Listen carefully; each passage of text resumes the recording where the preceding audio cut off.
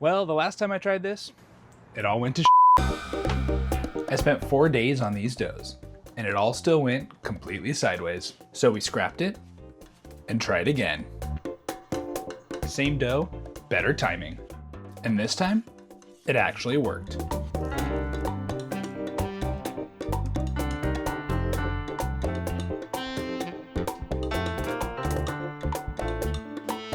Three doughs: Biga, direct, and Poolish. If you're trying to figure out which of these is actually worth your time, this video should make that super easy. But before we get into it, here's what's changing and what's not. The ingredients, the oven, the bake, all that is gonna stay consistent. The only variables here are how long the dough sits and how it's built. Because on paper, these should all get you to a similar place. Same ingredients, same end goal, making an awesome pizza.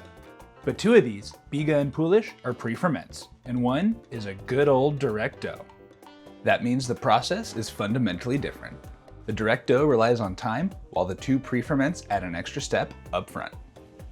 What I wanted to understand was how much of that difference actually shows up in the final pizza.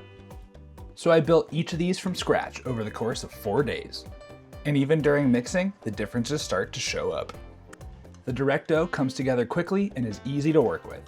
It doesn't fully smooth out at this point, but with a few days in the fridge to ferment, that's not really what you're relying on.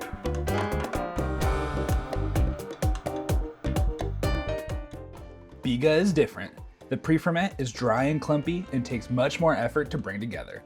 But once you incorporate that to the final dough, it transforms completely. The dough is smooth, the bowl cleans up, and it'll pass a window pane straight out of the mixer. That early structure is super impressive, but it's also gonna make the dough less forgiving if your timing isn't right. The Poolish pre-ferment is loose and sticky. As you incorporate it into the final dough, it's not gonna look like much, but that's to be expected. You're not worried about building structure here. You're letting that pre-ferment and a little extra time do all the work. After that, we let everything ferment. The direct dough had 3 days in the fridge, while the pre-ferments developed on a shorter timeline. And then we baked them, or we tried to. The Biga was super airy, and once I stretched a couple thin spots into it, it tore in the oven. The direct dough held together, but half the pizza didn't spring in the oven, leaving us with a flat, weird-looking crust on one side. The Poolish actually held up fine, but at that point, it was clear I was doing something wrong. And the issue isn't the recipes. We just let the dough go too far. The Biga was overproofed, the direct dough didn't spring in the oven, and the Poolish was the only one that held up. So instead of starting over, we used dough from those same batches, adjusted the timing, and tried again. This time, the differences really stood out. The Poolish opened up super quickly and gave us an easy, clean stretch. The Biga also stretched clean and held its shape well, but I could feel that it was holding a lot more air than the other two doughs. And the direct dough was perfectly workable. It felt a little slack in the hands, but not that bad.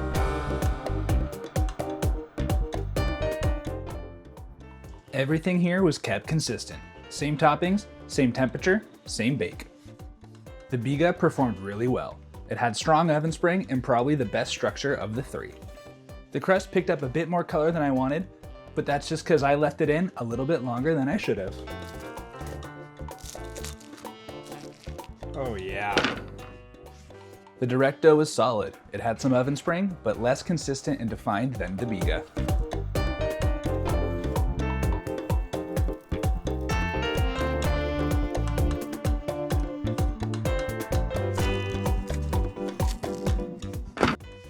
And the Poolish didn't spring as expected. About 20 seconds in, I realized one of the burners had blown out. I turned it back on, but it had already affected the bake.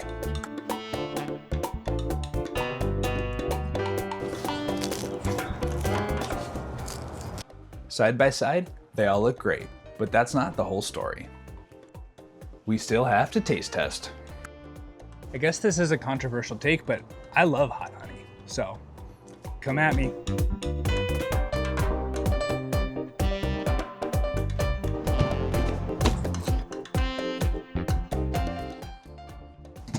We'll go direct dough first.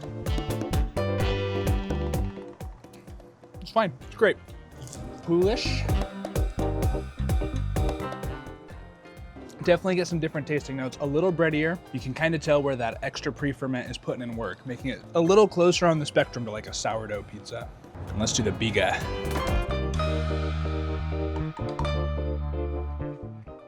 Super close in taste to the Poolish. A little less sweet, but look at that cross section.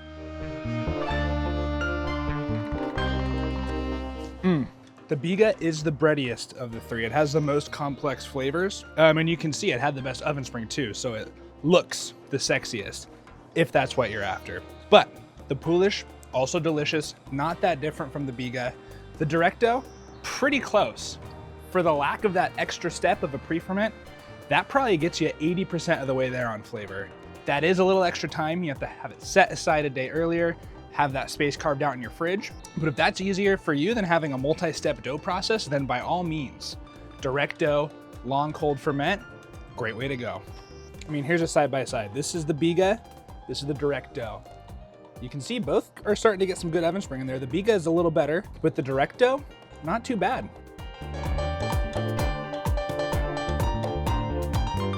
That is pretty cool though.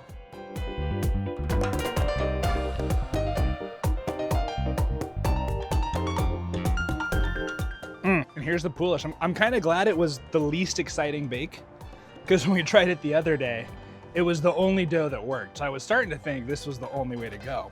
Even though it wasn't that great of a bake, still delicious, still looks good. You really can't go wrong. If you want to learn from my mistakes so you can make better pizza at home, hit subscribe. I've got full recipes for all 3 of these doughs linked in the description.